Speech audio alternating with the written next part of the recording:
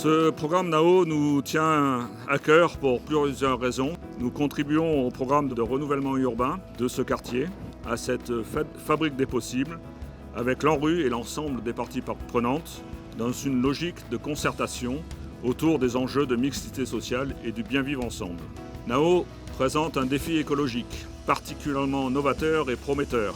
Effectivement, un certain nombre de labels et de certifications qu'on va retrouver. Le label biosourcé de niveau 1 qui fait qu'on va retrouver environ 110 tonnes de matériaux biosourcés dans les charpents de bois de l'ensemble des logements, sur les isolations qui vont être faites à base de lin, les isolations dans les combles à base de ouate de cellulose. Donc voilà, un certain nombre de produits qu'on commence à mieux maîtriser et qui nous permettent aussi de nous améliorer sur ces aspects, sur l'ensemble de nos réalisations. On va être certifié B2E+, on l'a précisé, ça qui permet aussi de pousser les aspects acoustiques qui nous paraissaient importants sur des logements en accession. Et la première préoccupation de nos citoyens, vous l'avez rappelé, c'est le logement.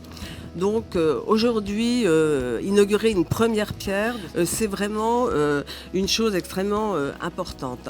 Dans cette opération, Valoir Habitat va construire 60 logements. Donc ce projet il est constitué de 3 typologies de construction. On a un bâtiment collectif au nord, des maisons individuelles et un bâtiment de logement intermédiaire. Le tout organisé autour d'un espace végétal que l'on a fait très ouvert sur l'avenue Wichita. Donc juste là, on aura l'ouverture sur l'espace vert. Un espace, ça se vit. Et la première fois que vous le vivez, c'est avec vos pieds. Le son qui est ici, c'est pas le même qu'on aura dans le jardin. On va apaiser, on va avoir des matériaux différents. On va avoir des jeux d'ombre et de lumière, de fraîcheur, de vie, de biodiversité. Alors oui, avec des insectes. Oui, avec des oiseaux. Je sais qu'Action Logement et Valoir en particulier ne ménagent pas leurs efforts pour lancer des chantiers dans cette période si difficile pour le secteur du logement neuf. Soyez-en remerciés.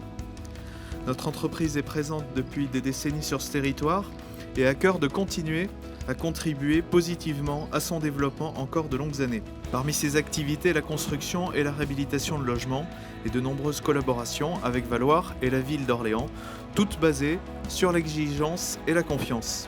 Moi, je voulais encore une fois saluer le partenariat qui nous lie avec les services de l'État, avec l'ANRU, services aussi de la métropole et de la ville d'Orléans aussi.